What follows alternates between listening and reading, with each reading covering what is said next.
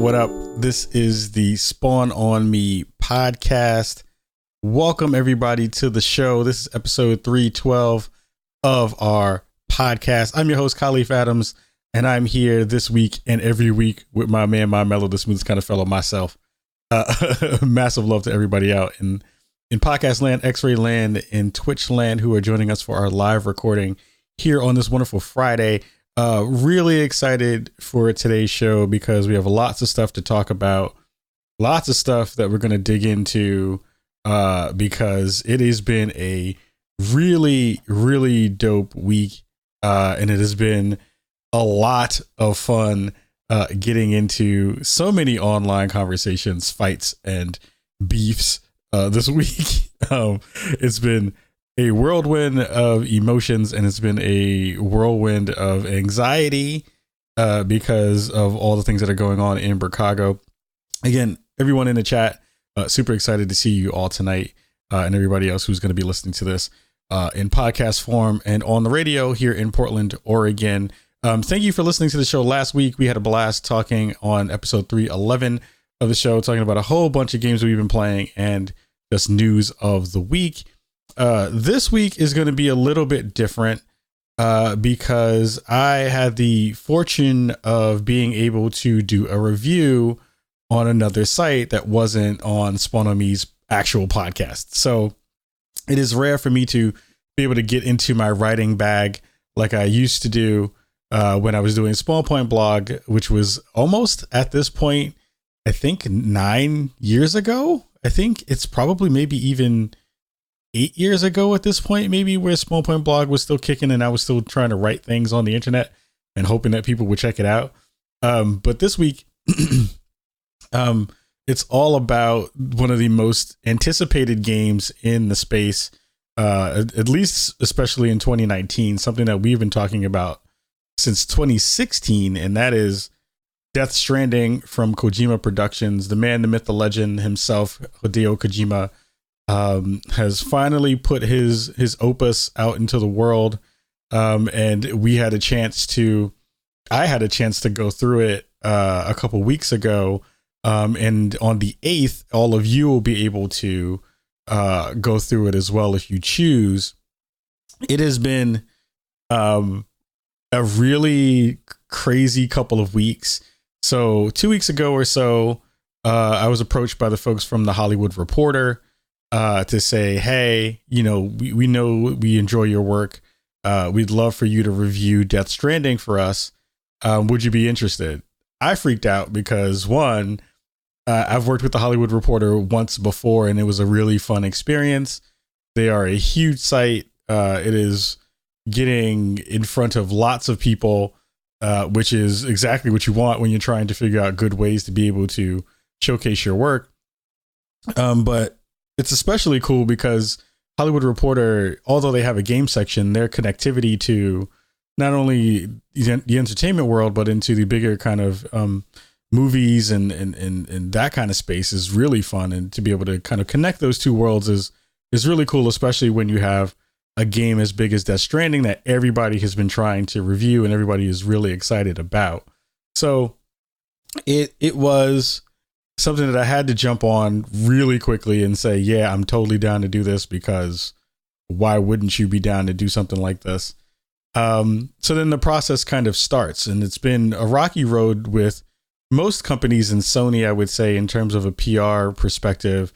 It's not easy to get behind those walls, to be able to get to talk to people from the Sony PlayStation side of things to get review code, or to be able to kind of, get in their good graces. We've been trying for a very long time to do so, based on the relationship that we had prior, and also kind of moving forward. It's been great to be able to, get to talk to those folks again in real ways about doing some work together. Because I'll be honest, they have some of the most anticipated stuff coming out in the next couple of years, and we want to be on top of our game here on Spawn on Me. We want to make sure that we're showcasing all the kind of latest and greatest that we have in the space. So chopped it up with the folks over at Hollywood Reporter. Shout out to my man Shout out to my man, Mr. Shanley over there, who is a fantastic editor and a wonderful person in general to be able to work with. So it's always cool to be able to hang out with people who are doing great work. So got the word that I was going to be able to do it. Got super hyped and really excited for it. Started the process. Got the codes from Sony. They shot it over, and they had this really interesting way that they wanted this particular embargo to go, because usually behind the scenes, when you get an embargo, you get a set date. You'll have the time frame that you'll be able to do your review and get your work done. And then you'll have another set of time where you'll be able to try to figure out, like, all right, so I've done the work. I've gotten the ideas in my head down. How do I want to kind of execute on, how this review is going to be done? Sometimes those things are done in written format. Sometimes they're asked for in a video format. So it really depends on a lot of different things in how you'll usually attack a project like that. And usually you don't have as much time as we've had to review Death Stranding as most games. You'll get maybe a week or two before embargo happens.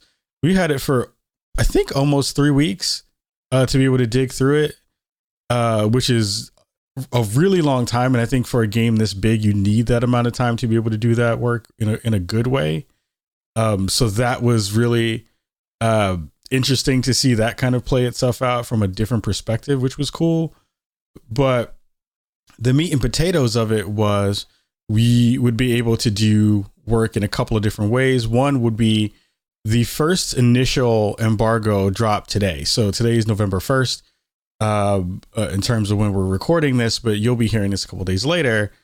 And November 1st was the first deadline. So that was the first one where everybody's going to be able to get out their initial thoughts and initial reviews and things like that and spread those out across the internet.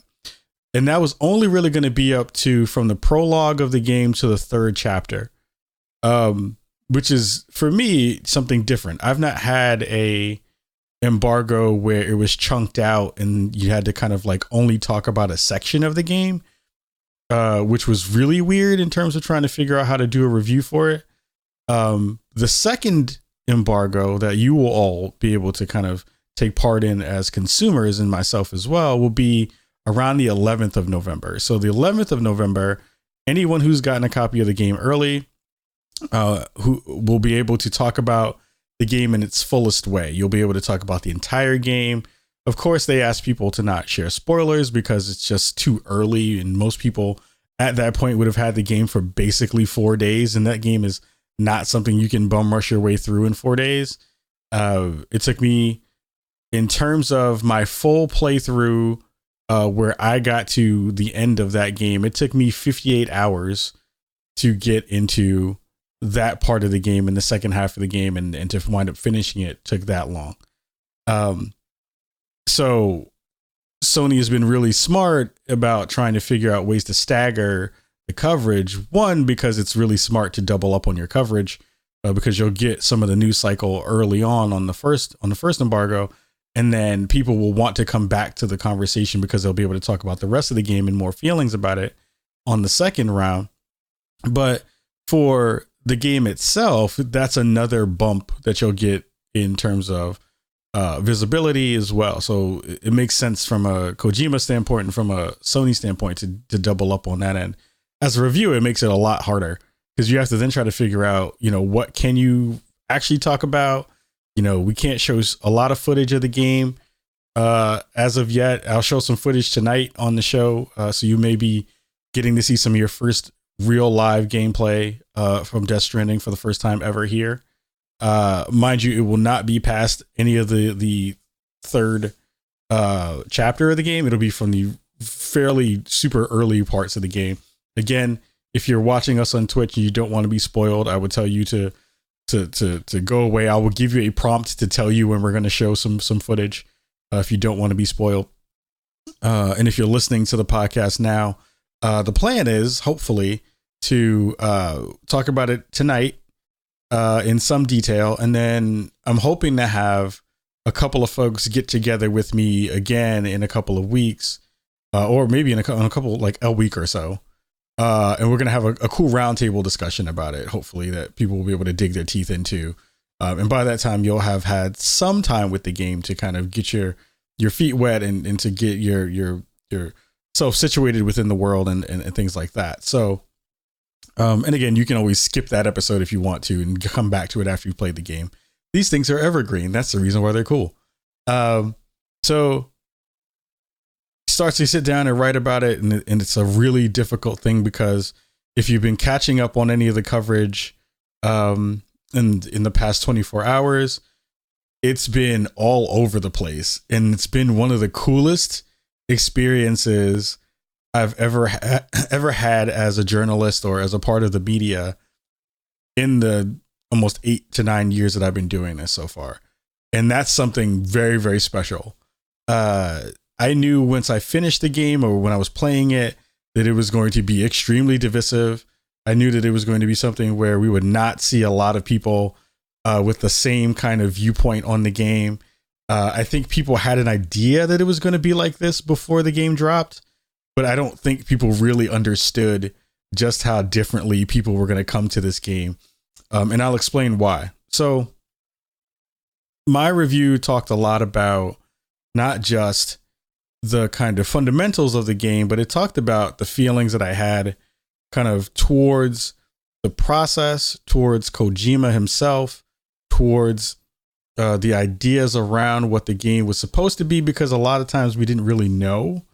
I think they did a fairly good job in terms of PR of not giving a lot of stuff away until that last teaser, that last cinematic trailer that they did.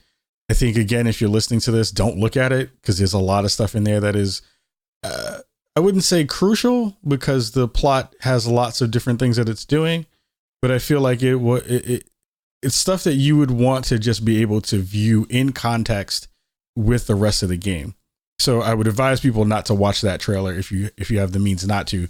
Don't do so because there's just a lot of cool stuff in there that you don't want spoiled.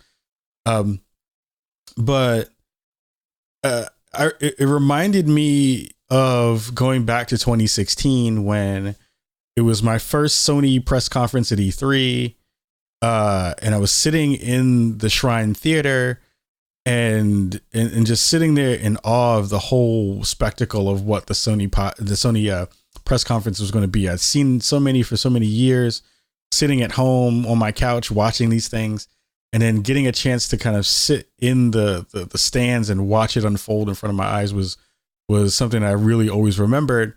In that year, Kojima came back out from having left Konami and kind of set the stage again for his return. I think Metal Gear 5 was a fantastic game, but it also had a lot of problems with it. So it was, a troubled development cycle on that game. And you can tell by the fact that he had to leave afterward that there were some issues that went along with that process too. So seeing him on stage, being a fan of his work, it made me really excited to be able to see what his next project was going to be.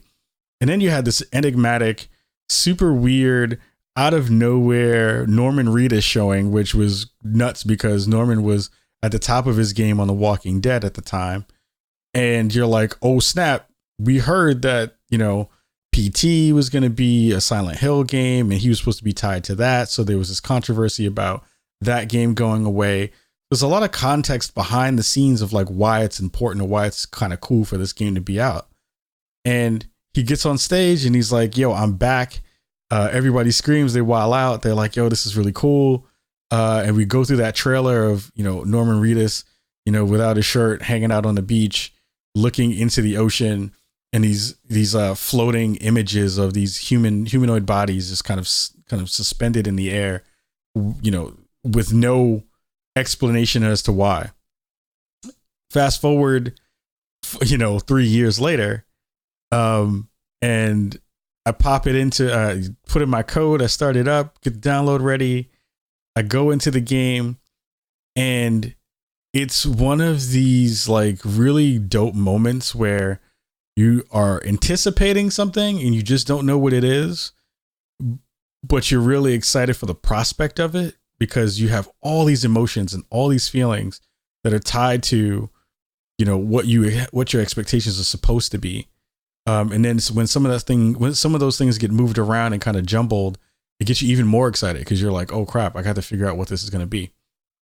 So, you know, getting through the first couple of stages of stuff, you start to kind of get your feet wet with how the systems work. So the main things that you wind up doing in Death Stranding, because that was one of the questions that I got a lot once people knew that I had a code and I was able to play it. And I wasn't able to say anything because I was under embargo and NDA, so I didn't really say anything to anyone at all anyway. But the thing that I wanted to tell people was like, hey, so far I've played this game for 10 hours and it feels like all I'm doing is taking a thing from one place and dropping it off in another place. And I don't know how to feel about that part yet. And I'm in one of the most beautiful settings I've ever seen in a game in my life. It is breathtaking what the Decima engine has been able to do in the hands of someone as creative and as visionary as Kojima. To see just such a beautiful, amazing kind of landscape. I'm going to show folks on stream what that looks like. So, you know, bear with me if you're listening in audio form, but it's getting a chance to see what that stuff looks like in a real way really brings it to the forefront, where, you know, the game itself just looks amazingly beautiful. It is one of those conversations when you talk about the end of the life cycle of a console and you're like, I can't believe things are looking like this. Like, of course we had stuff that's, you know, that has been mind-blowingly pretty, but I feel like Death Stranding is one of the first games where I've seen people play it or getting a chance to play it, and I automatically am like, this needs a PC version. Or like, now that we know the PS5 is going to be a thing, I need the PS5 to be a thing now because I want this game to be already on the system. I want it to look as pretty as possible, and I want it to be as gorgeous as I can possibly get a chance to play it. I'm on a PS5 Pro, and it looked phenomenal there, but I cannot wait to get back into this world again, even though, again, you're doing a really simple task over and over and over again. But it's one of those things that when you're in the middle of it, it feels like there's purpose in it.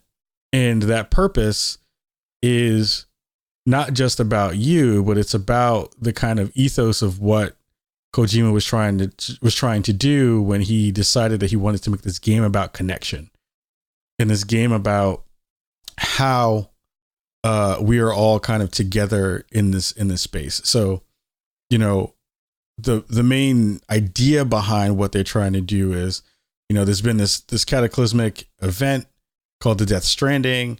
The lines between the living and dead have been blurred.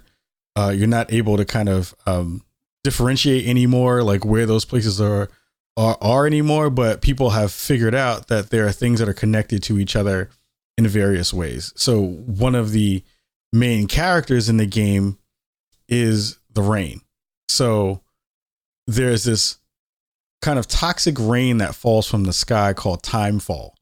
And basically timefall, anything it touches goes through its evolutionary cycle in the fastest way possible. So basically, like, if your hand got caught in the rain when timefall was happening, your hand would age, you know, 50 times faster than it usually would. So you'd like instantly get wrinkles on your body. If you're in a piece of, you know, if you're in a vehicle or you're on a structure or something like that, that structure would go from being pristine to being rusty within a couple of minutes. So these things kind of play into not only just the way that you're thinking about the game itself, about the world itself, but it like affects the game play itself. So it affects the way that you have to maneuver within the world. So one of the things I'm showing on the stream is basically like the building of a structure that other people will be able to use, which I'll talk about a little bit later. But with timefall, that structure over time will degrade. That thing will get rusty. That thing will fall apart. And it's in a world where that whole thing is happening all at the same time. So Timefall is one quote unquote character within the game. Then you have the kind of main part of what you do is you're kind of this porter, which is, a person who has to carry things across the world because all these other structures have been disconnected from each other through the Timefall and through the Death Stranding happening. You going through the process of reconnecting these stations to rebuild what is a broken America because of this particular cataclysm is an interesting premise, right? It's one of those things where you're like, okay, I get the idea of like having to make America whole. Like I get that thing. I understand what that is. It makes sense in some ways, but you're physically traveling across the country to connect these particular nodes back to the network so that they can all talk to the government, which is they're trying to reform the government.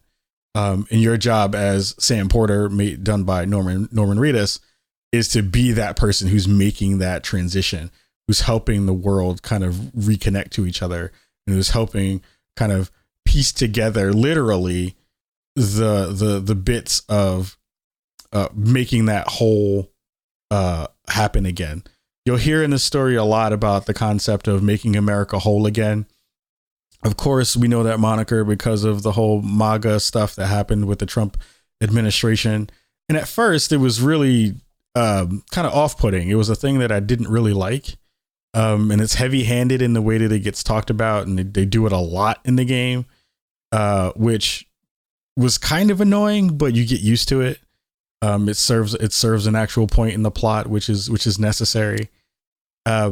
But the ability for you to kind of walk across this terrain and walk across this part of America and this new kind of, version of it is, I don't know. It's interesting because a lot of people talk about the game and they're like, yo, was it good?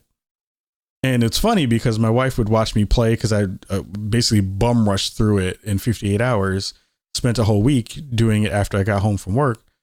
And every time she would look at me play, she was like, this looks like one of the most boring games I've ever seen you play. And she's like, do you like it? And I'm thinking to myself every time that I boot it up, I don't know. And that's rare. I think that's a rare thing.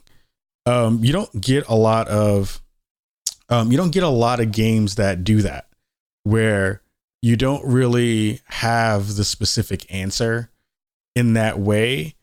It's either something that hits really early with the way that you kind of think about a game, or it comes to you a little bit late. And I feel like that's a thing that you have to think about a lot when you're coming to it. It was one of those things that when I kind of went through the process of playing, I would often take a step back and say, well, what's the feeling that I'm having right now that is making me want to continue this, besides the fact that I've promised a review to a company? And the things that would get me around the corner would be, I want to see that next plot point, because I feel like what they do really early, and I think this is one of the things that makes it kind of cool, is that they set up a lot of the stuff really early to get you hooked. They give you the premise of what this reconnection needs to be and what it would kind of look like. And if you're a fan of any kind of paramilitary sci-fi stories and things like that, you're automatically going to feel like, I like what they're trying to do. Let's see if they get there. And that to me is one of the things that first initially drew me in. Having gone through multiple hours of doing the same thing, you definitely get tired. Like, you definitely are looking at it sometimes and being like, yo, is this it? Is this all that this game has to offer? There has to be more stuff here on the bone. Why is this the only thing that they've put into this game?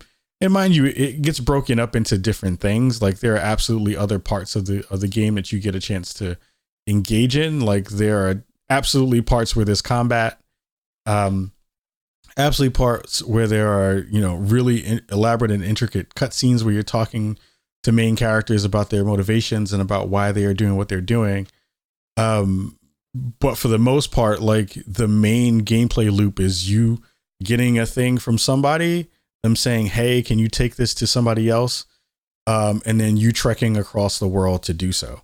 And again, there's vehicles in the game where you can do some of that a little bit better. The further down the line, you get the ability to build different kinds of structures that will help you with mobility around the world, like zip lines and bridges, like you saw in the footage there, where you get to build those things, by yourself or with other people.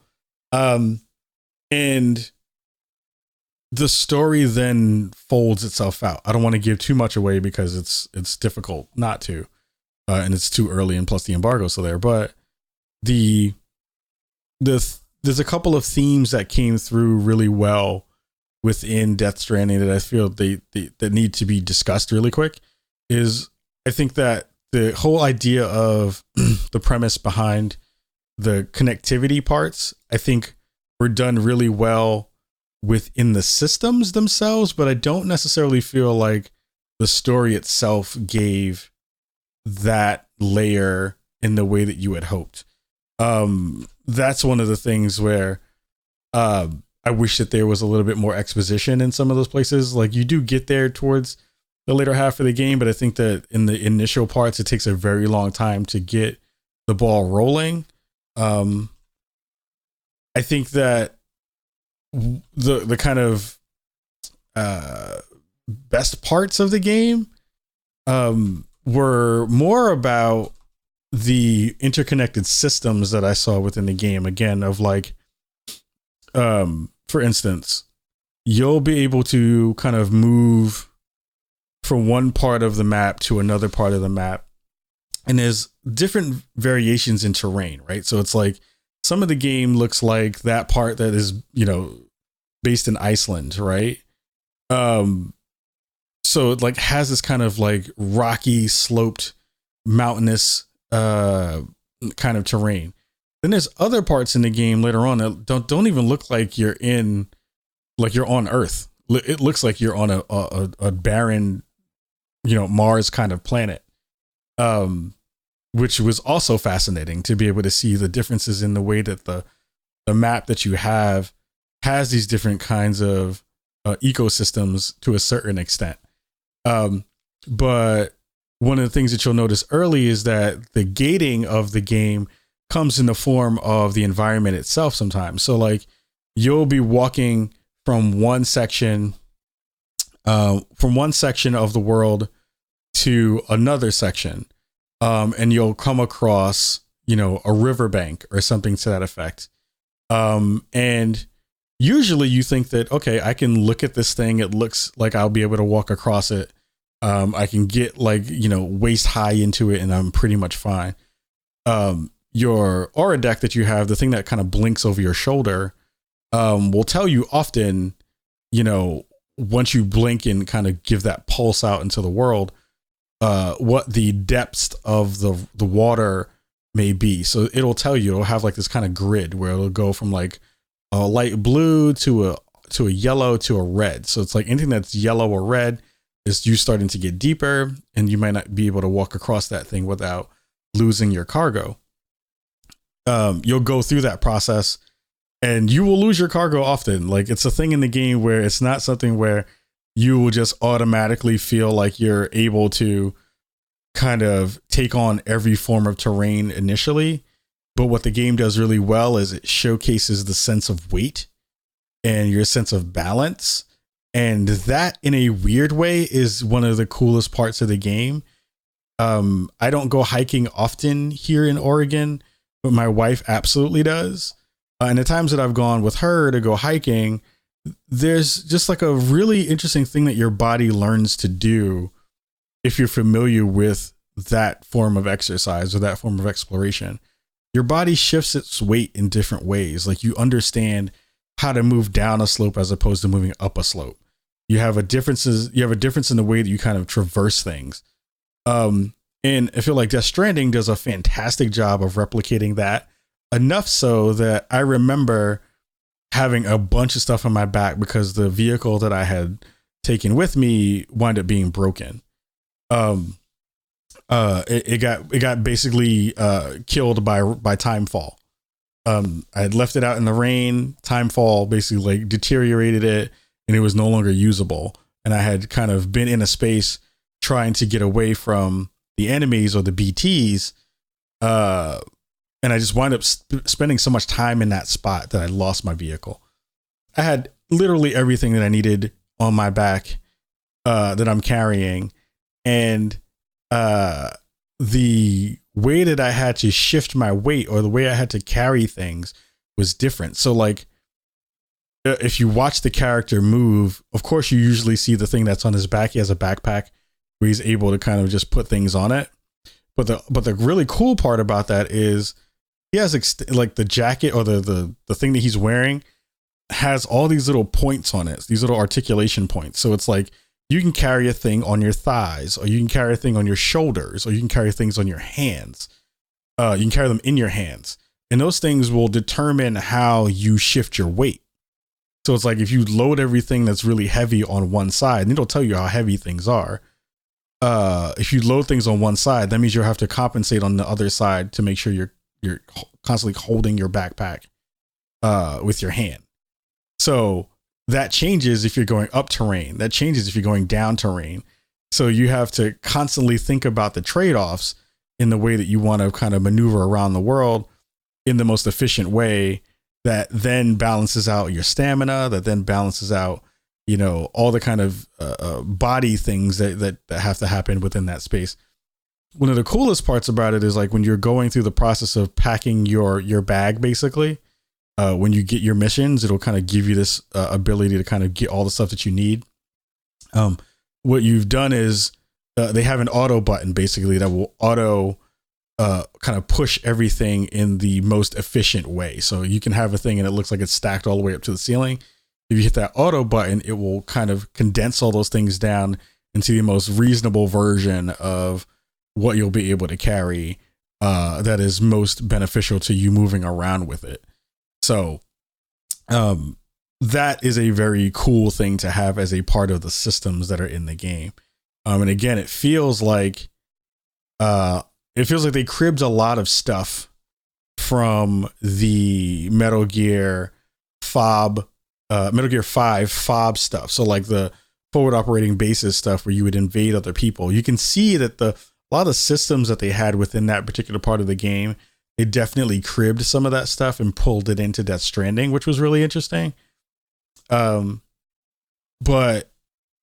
it is a really interesting, weird, funky game that has so many different intricacies that is maximized with the story that they're trying to tell, that I found fascinating, and I found annoying, and I found compelling, and I found it just ran the gamut of emotions in ways that I didn't expect. And I feel like the things that the game did the best were it made solitude feel good. And that's a weird thing. Like, I don't feel that that's a thing that games do well. I don't think it's a thing that happens often, especially when it's something in terms of games that are not horror games. Is it because horror games do that really well? They bring this atmospheric part to everything that makes it feel like you were in this space that's really confined and alone. But you don't really get a chance to be alone in big spaces in many games. That combined with the scale of everything, along with the way that they implement music, is one of the dopest things I've seen in a game in a very long time. Like, they have used the licensed music that they have curated in Death Stranding in some of the best ways that I've seen in a game in a very long time. And when I say that, it's not just because it's like, oh, they just dropped a track that everybody likes.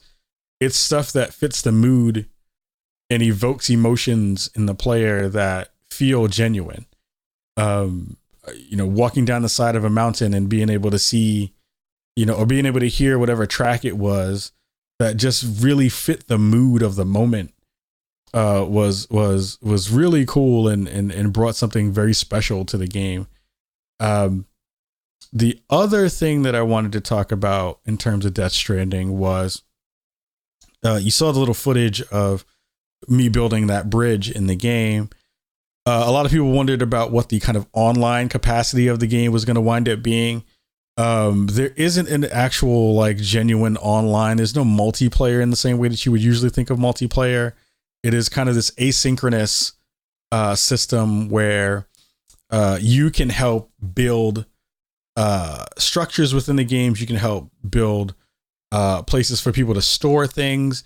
In terms of the delivery system, you can help deliver other people's packages for them, which sounds really stupid and it sounds kind of corny, and some of it is kind of corny. But what has made the game really interesting is that part. Like, I think if there was the one aspect that I could say was the most satisfactory and satisfying part of that game, was the feeling of nailing that connectivity or that connectedness to other people who I have no idea who they are. Like, some people I saw were playing it for review and I was like, oh, I know that person's name. But being able to help them do a thing through my selflessness felt good. Like, it's a weird thing in a world where we have so many people being so toxic and so many people being so aggro and angry all the time and being really mad at everything. It was so genuinely nice to be able to say, like, oh snap, I'm gonna go help such and such over there finish their bridge. That will help not only him or her or them, but it'll help me in my gameplay down the road. Like, it's a really small thing, but it's like, it's the thing that got nailed in this game. And it's a really interesting emotion that you have that's connected to that. I remember going through my gameplay and knowing how difficult it was to get up to one part of a mountain or getting through a part of a mountain. And I was like, oh, I have mad materials that I have that I'm not using. I will build zip lines everywhere I go to be able to help as many people who have to play the game alongside me make their game easier by not having to go all the way through this dangerous part of this territory. Like, that felt good. That felt really nice. Like, it felt cool to be able to say, like, oh, that's my thing that I built over there. And, you know, it has this Facebook-like kind of system within it where there's a social media-esque liking activity that you do. So you can go up to any structure. Let me see if it's in that piece of footage. You can kind of go up to any structure and you can, when you get to it, you can like it, basically. So you can kind of hit the button, your touchpad, and you can like it a whole bunch of times. And that tells the person, and they get a prompt on their screen when it happens that you've liked a thing that they've built or they've erected or they've put into the world. And it's a weird part of a currency that you have in the game, so that the more likes that you get, and the better that you've delivered a thing, saying that you've delivered it quickly or you delivered it without it being damaged, those likes then wind up being something that pushes your character a little bit further along. So it's like your character will then have more stability when they kind of traverse, rocky roads or things like that. You won't be as encumbered when you have certain things that you have to do. And it kind of comes across both in the things that you build and also like being able to leave signs for people to say, okay, there's BTs around this corner, or, there's a ladder here that you're going to be able to use, or, it helps being able to see those things off in the distance to say, okay, there's a thing that's coming that I might be able to use and it might be helpful. And that helpfulness was kind of the main thing that brought that game together for me. I remarked on Twitter earlier today about games kind of hitting at a certain point in your life or hitting on a certain emotion because, of things that are happening around you and to you. And Death Stranding was really kind of cool for me because I had just come off of Borderlands 3, playing that for a long period of time and trying to finish that as fast as I could. And Borderlands 3 is a fantastic game. Like, I think it's really good, but it screams at you at like 200 volume all the time. Like, everything is running at you, trying to kill you. Everything is trying to shoot you or stab you or blow you up. and it's screaming at you all the time. And Death Stranding came right after that, and it is amazingly serene, and it's calming, even though parts of it are stressful. And it feels like it came to me in a really good space and a really good time when I was looking for something to not be as hectic, but to be kind of poignant. And that also was the thing that I really hoped that came through in the review that I shared on the Hollywood Reporter, was that, you know, people are going to have lots of thoughts about this game, and they're going to have lots of ideas about what it's supposed to be, and, you know, what it could possibly be, and, you know, does it live up to Kojima's legacy and all this other stuff. You know, a lot of people are just trying to figure out if they actually want to play it or not. But for me, like, it all coalesced in some really cool way. It all felt like the ideas that Kojima Productions were trying to put out, when, let's be honest, Kojima for many, many years has kind of come off as having these very sophomoric ideas. He's had really good premises for things, and he's tried to talk about hard things, but he would kind of always mess it up by throwing in some like really weird long shot of somebody's butt, or, you know, some weird thing that is like a little bit misogynistic, or it'll be something where it doesn't show women in a good light, or it does something where it does all this other kind of real funky stuff. So it's like, this game, although there are some weird things in it that you kind of throw your hands in the air and you're like, Kojima, why? Like, why'd you have to do that thing, Kojima? Like, you didn't need to do that thing. Because he has a little bit of Spike Lee in the 90s vibe to it, where it's like, you remember Spike Lee in the 90s, where he basically had to be in every movie that he'd made, and everybody was like, yo, Spike, you don't need to do that. You're a great director and you don't need to do that. Kojima kind of did a little bit of that in this game too, and it was one of those things where you're just like, why, Kojima? You don't have to do that. There's some weird product placement stuff in there that's kind of stupid. The monster thing is kind of dumb. There's like weird advertisements for Norman Reedus shows that are in there that make no sense and don't have any purpose in the thing. But it's like, those bits don't offset how cool the foundation of the story is. It doesn't change how good some of the performances in the game were. I'm trying to find that gentleman's name real quick, because I know somebody put it out a second ago on my Twitter feed. So it's like there are parts of that story that are really well done, but it also butts itself up with the parts of being a game, and those parts of being a game are always difficult. Some standout performances, because I think that it's going to be something that we're going to talk about a lot towards the end of the year when it comes to game of the year stuff.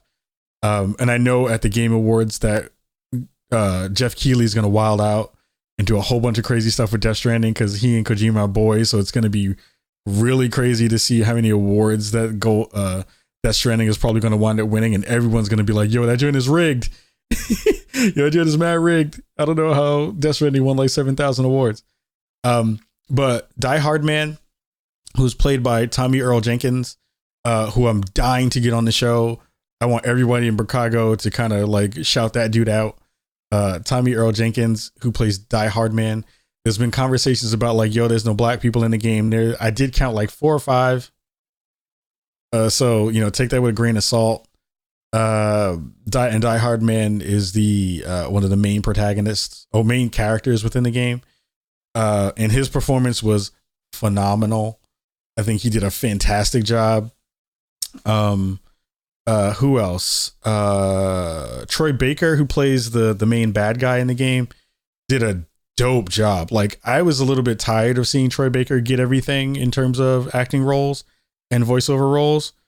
I had to eat a little bit of crow when it came to Death Stranding, because you love to hate him. Like, you hate him during his time in the game, which is really, really cool.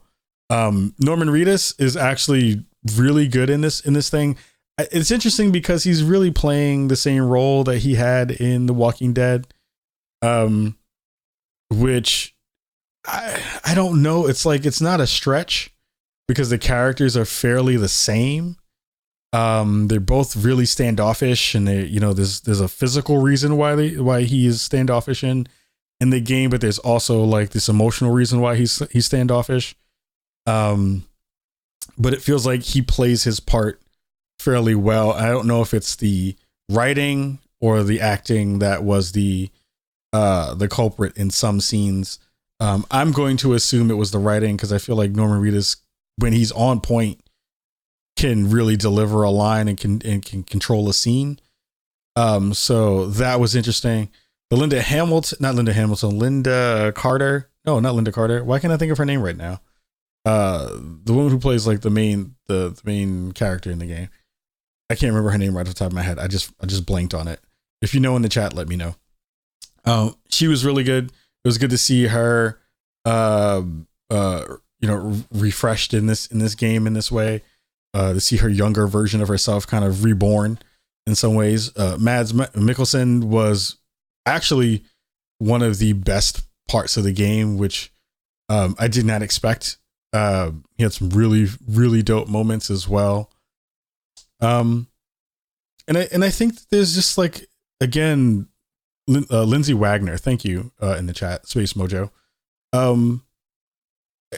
It feels like this game, as we've seen in the past 10 hours of being live, in terms of having the words and the ideas around it out in the world, is not going to change the way that people think about this game. Like, I'm really excited. And I said this on Twitter. I was really excited for the discourse to start, because there were so many good writers out there in the world who were giving their takes. Heather from Kotaku wrote one of the most magnificent pieces of writing I've seen in a very long time. I wanted to throw my article in the toilet after I saw her article. But she just killed it and blew it out of the water. Rob Zachney over at Vice killed it as well. I hope people liked my article, because it came from a really heartfelt place, and I haven't written 3,000 words in a long time. So I hope people liked it and got a good vibe off of it. And Daniel Dwyer's video was really, really good. He kind of summed it up really well by saying this is a game that is so difficult to talk about, and it is so difficult to recommend to other people, because it really depends on your mood. It depends on how you feel about certain things. It depends on just the vibe of many different factors. And I think that was like one of those things where you kind of like have to pull together all the bits and pieces together to kind of make and coalesce it into a thing. So we're going to talk more about it during the next episode that we do on it. Again, I think it'll probably happen within a week or so, or maybe in 2 weeks, once we see how many people we can get together for it, and do that kind of work together. There were a couple of questions that came from the chat that I wanted to read and then give answers to. TDH asks, is there something that would be annoying predominantly to Americans because of the current administration? Do you think it would bother someone not dealing with our political climate 24/7? That's a fantastic question. I think I think the game deals in ideas around American politics in ways that I find really fascinating, because they're coming through the prism of a Japanese man and a Japanese team, kind of giving commentary on the kind of whackness of the American government and the kind of the brokenness of American society. It was actually one of those things that I really appreciated, because again, Kojima has been political in a lot of different games, and he's talked about things that have happened within the world, but I don't think he's ever like poked directly at America in the way that he does in this particular game, which I find so fascinating, because in a world where so many so many consumers are like, yo, I don't want politics in my games. It was dope to see Kojima kind of go there. At the end of the game, I was more excited to hear more of what Kojima has to say in terms of his political beliefs and leanings, kind of towards what American society is doing and American culture and American politics is doing than I ever did before.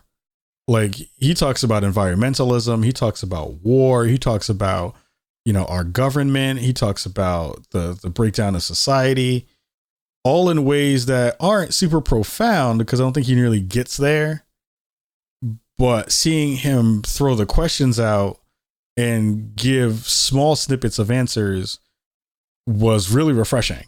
And that was the thing that I felt was super, super cool in terms of being able to kind of quote unquote bridge gaps that we see in the gaming discourse from a production standpoint, from a game maker standpoint. Like, I haven't seen a lot of games that are not indie games kind of dig into stuff in cool ways that not necessarily make you go, oh, what was that about? But more about, like, it's cool to see people dig into it who don't and aren't affected necessarily in the same ways about American culture that a very Japanese man and a very Japanese company making a semi kind of really Japanese game have done. So that's it for Death Stranding stuff for this episode. That almost took up the whole hour with Death Stranding conversations. There's a couple of things that I want to talk about as well before we get up out of here for episode 312. And we're going to do that in a second, but we're going to take a quick break and we'll be right back after this.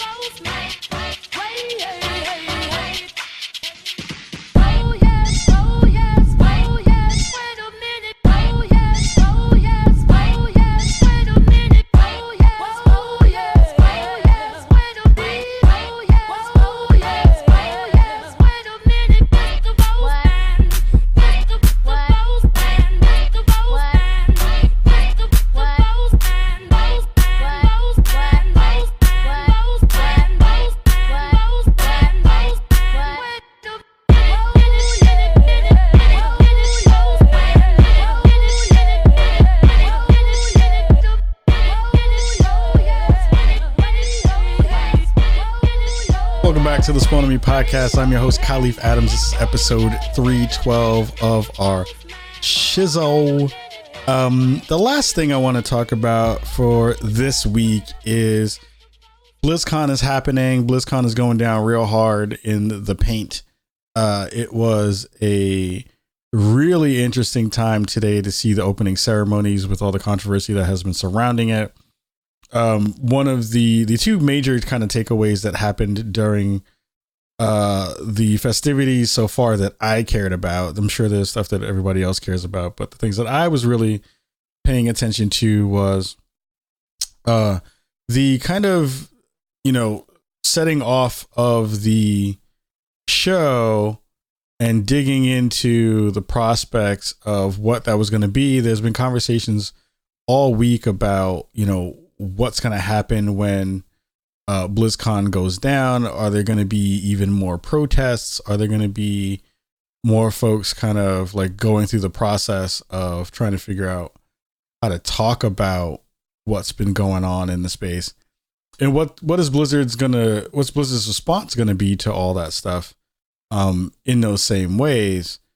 And it was really interesting to see Blizzard kind of come on stage today and talk about, you know, apologizing for their inaction in terms of talking about the Hong Kong situation, or at least suspending a player, and not really kind of defending, you know, people's rights to be able to defend themselves and fight for freedom and fight for democracy. J. Allen Brock came on the stage and talked about, you know, not being quick enough to kind of come to the stage and have those conversations. You think it's probably been about a month since the initial banning or the initial removal of Blitzchung from their tournament. But he says, "I'm sorry, and I expect. I'm sorry." He says, "I'm sorry, and I accept accountability." He says, "What exactly is our purpose?" He says, "BlizzCon is demonstrating it as we speak. We aspire to bring the world together in epic entertainment, and I truly believe in the positive power of video games." I tweeted out directly right after that, I was like, that was not a great apology because you didn't really address the actual issue. And it kind of sparked a whole bunch of conversations on my timeline that were really interesting, and really kind of frustrating. There were some tweets that went out that basically, a lot of people were saying, because I'm sorry, let me back up a step. The apology that I put in air quotes was shared. Then a couple minutes later, the reveal of Diablo 4 happened. So Diablo 4, which was, talked about and being, got leaked a little bit earlier in the week, was finally shown for the first time. People talked about it and people were really excited about it. Cause again, it's a Diablo game. Most people who were at BlizzCon last year were mad because they got a mobile game and didn't get a full version of Diablo. So now that Diablo's out in the world, people are excited about that thing. And there was a sentiment amongst some folks and peers in the gaming industry about like, why are people excited about this thing after this non-apology? And also they haven't really addressed the issues that are still kind of in the space for them. And a friend of mine who tweeted out a thing, I shared it, basically was like, look, there are so many people who are doing good work in Blizzard who are who have put out something phenomenal for us to kind of see and enjoy. It doesn't mean that you automatically are like letting Blizzard off the hook because you are exhibiting joy and exhibiting excitement and displaying excitement in these public spaces. And I gave that a retweet and I was like, yo, that's true. Like I rock with that as a concept. And it kind of devolved into this really interesting back and forth between myself and some other people in the space about like, if you're going through that process of saying that a thing is cool from a place or from a company or from an entity that has done a shitty thing, are you really down for that cause because you're sharing excitement or showing excitement for a thing? And I sat there for a minute because I didn't know how to respond to it, because I feel like that's just a very binary black and white way to look at not only this, not the situation, because there's a pretty easy understanding of what that situation is, but it lacks the nuance and it lacks the ability to look at the entities and the people who are connected to that thing in various ways, as consumers, as producers, as creators, as any of those other things, which then demonizes everyone in the section by association, which is unfortunate, which doesn't really make anything better, and also doesn't speak to the full story of what revolutionary struggle is, to ways to the conversation around, how you want to see the thing be better in the world by the way that you interact with it, and who you are able to uplift and help support, even if they're in structures that are shitty. So I had to like take a step back and was like, yo, this is a confusing concept to me, because if we are to look at every situation and not be able to, in some circumstances, because not everything applies, look at certain circumstances and say, yo, I can look and like a thing. It doesn't mean I'm endorsing the other aspects of whatever that thing is. It doesn't mean that I don't see the terrible practices that may be happening in a space. And it also doesn't make me a terrible or evil person for seeing other people enjoy a thing and not demonizing them for liking a thing, which is something that feels like we can't, at least online culture, and especially Twitter culture, has figured out ways to not do. It feels like in the space of trying to elevate and to spotlight issues, many times we stab each other in the backs while trying to stab the evil thing in front of us. So it's like we're all standing together with our arms locked, but someone is like jabbing you in your ribs because you said, oh, that thing was cool and I liked it, and it came from a company that just did a bad thing. So I don't know what to do with that energy. it was something that I wanted to talk about on the show tonight because I just don't understand that part of the process, and I would kind of hope that people would be better before sharing out that sentiment, because it's not a fully fleshed out sentiment. There are so many people who are doing that work on a consistent basis. I shared, right after that, I was like, I'm a black man in America. I'm constantly dealing with and confronted and having to deal with systems, peoples, and things that are constantly annoying and or troublesome or dangerous or any of the other things. And I have to manage a life around those things. I know everything that I own is dirty in some form or fashion. It doesn't mean that I have to then stop living my life or enjoying my life or being able to do that work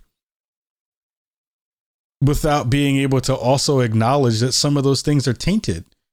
It's a very nuanced position to be like, yo, it's a very unnuanced position to be like, yo, you like a thing that's terrible, and that makes you a terrible human being, and I can't rock with you for doing that thing. The people I want to be around are people who can admit and do the self-analysis and do the self-audit of saying, I understand that the world is not perfect. I understand that everything is tainted because we live in a capitalistic society. We live in a world of human beings that are fallible, and we live in a world where human beings do terrible shit all the time for various reasons. And also, not everybody's going to be just as mad at you, mad at a thing in the same time frame and with the same amount of energy, with the same amount of zeal that you may have for a thing at the same time. So don't crap on those people, because those people can be allies for you too. Allies for your cause, but you crapped on them because you're like, why weren't you as mad as I was mad when I was mad? And it just doesn't do anything. Like I want people to be better about thinking about their particular role in how they do that thing. And again, this isn't me absolving anyone for bad behavior. This isn't me saying Blizzard is 100% right about any of the stuff that they've done. To be honest, I think they've botched some stuff in this whole process. But it doesn't mean that the people who made that Diablo 4 trailer should be demonized as well. We shouldn't laud them for the work that they've done, because they've made something that just on sight alone has gotten everybody excited who was excited for that thing. It's okay to like things. It's okay to be able to take a step back and say, these things are not always coupled. You don't have to couple everything. There are cause and effect aspects to some of that stuff. But again, like, you don't have to link those things and then also ascribe people to being terrible because of their inaction. It's annoying and it doesn't push things forward. Inaction doesn't push things forward, but there's other people in the space that are doing stuff. So why are you focusing on the people who aren't doing things? Focus on the people who are doing stuff, who are actually pushing things forward, who are actually talking about issues in a real way, who are using their platform for good and using their voices to uplift people and to give them good spaces. So before we get up out of here, that was my little rant about that stuff, because I feel like it's important to be able to differentiate some of that stuff that we currently see in the space that isn't helpful and doesn't really build any bridges. Kind of going back to Death Stranding. I feel like we need to be doing better in terms of building those bridges and not just demonizing people for the sake of liking things now. Because that's just dangerous, and you'll live a life that is just not full of any joy. Like, don't steal people's joy. You can tell people to be self-reflective, but also don't take people's joy. This world is full of hate. The world is full of issues. It's full of problems. If people who you know are usually on point, don't steal their joy. Just let people like things and then just hold that for a minute and then deal with it later. You have the ability to do it. You're grown people out there in the world. And that's the reason why I love y'all, because Chicago folks are dope. And we pay attention and we lift each other up and we look out for each other. So with that said, I'm about to get up out of here. I ran a little bit longer than I usually do for the show. I didn't even get to talk about any of the other stuff that's happening of late. There's going to be some fun stuff coming up in the next couple of weeks. We have a new sponsor as well. Mad love to the folks over at Ewin Racing. They have gotten and came together and finally made good on the campaign to save Kaz ass. Hashtag save Kaz ass. Everybody who has been listening to the show for the past couple of weeks understands that I've not been able to play games for long periods of time in my room where I stream because the chair that I had was fairly terrible. Currently, we are rocking a new Ewin chair, which is fantastic. You can see behind me if you're watching the stream. What they sent over, which we'll do a full review of and put that on the YouTube channel. And also, if you are a person who rocks with Chicago and wants one of these chairs, you can get 30% off if you use the code SpawnOnMe at checkout for that kind of stuff. Again, we put up the new merch this week. Mass people went out and copped one. Thank you to that. Thank you to everybody who shared some good words with us about all the cool things that we're trying to get done.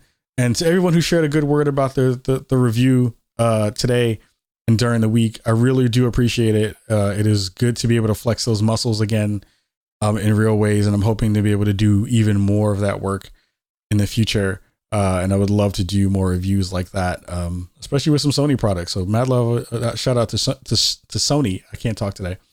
And mad love out to Patrick Shanley over at the Hollywood Reporter for giving me the opportunity to do it. So until then, we're going to see you all next week. I'll let you know if there's going to be any other appearances and things like that. I think I'll be on Gamertag Radio this weekend as well. So that means I have to get up at 6:30 in the morning to be on this show. So that's going to be madness. But we have more fun things coming down the road. And everybody here in Chicago, everyone here in Twitch land and podcast land and in X-Ray land, we love you all. Thank you so much for rocking with us here on the Spawn on Me podcast, and we will see you all soon. The Spawn on Me podcast can be found every Tuesday on all podcast platforms and Portland Radio at xray.fm at 107.1/91.1. You can find us live every Thursday on twitch.tv/spawnonme. If you want to reach out to us on the show, you can hit us up on our site, spawnonme.com, where you can find all our social media information about our Twitter, Instagram, and everything else, alongside our contact page if you want to reach out and shoot us a message or a business inquiry. Much love to you all. Thank you so much for listening every week, and we say peace.